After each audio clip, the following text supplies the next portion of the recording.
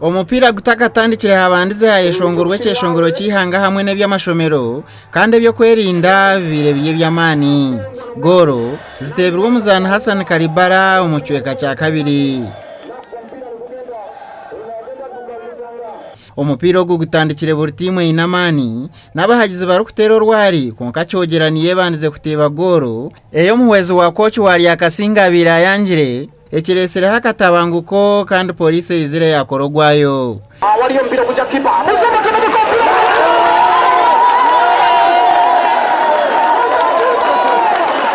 echari munjenyo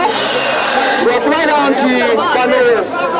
bali mukusobora kubera anti teri kubali bakuyeka goro konko mucweka cya kabiri umuzana Hassan Karibara atebire lya kasinga gori ibirezi gihiro buhanguza hari cyogera eherezo mpiro gubari yabazana umwenda wanyuma ya Umar Fahad kuhebwa kadere kutukura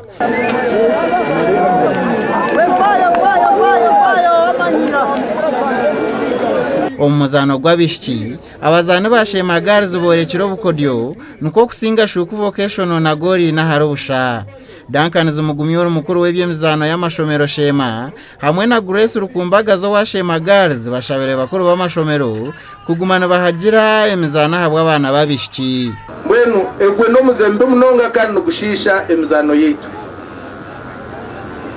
teka munakabojo bonka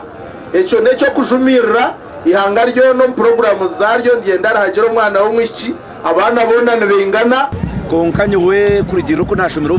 bushomesa ni mango umupira gwabikiguryo gw'amana munonga aboko mwiciko kumureko mu class system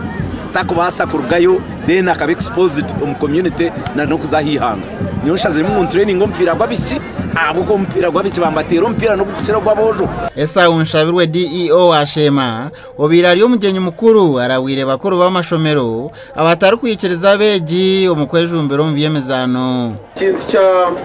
abana aba okubakwatera mu class most of the time bakabura kuzana nikibiba emshiya yabo abako if we have to train a student or a learner as a whole person tuteka mu training intellectually tuteka mu training agire skills talent seza ine tuziheyo then is exposed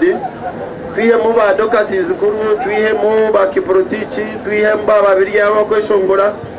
lya kasinga na Shema zerabereho kujwekera Shema mu mpaka zo mpira habwe cyanga cya Ankore kandi Shema Girls hamwe na Shuku Vocational zegisiroho kibingo Girls na Kitagata kujwekera Shema umuzabishiki gasha kwa Aloysius bya Mukama ahabwa TV West.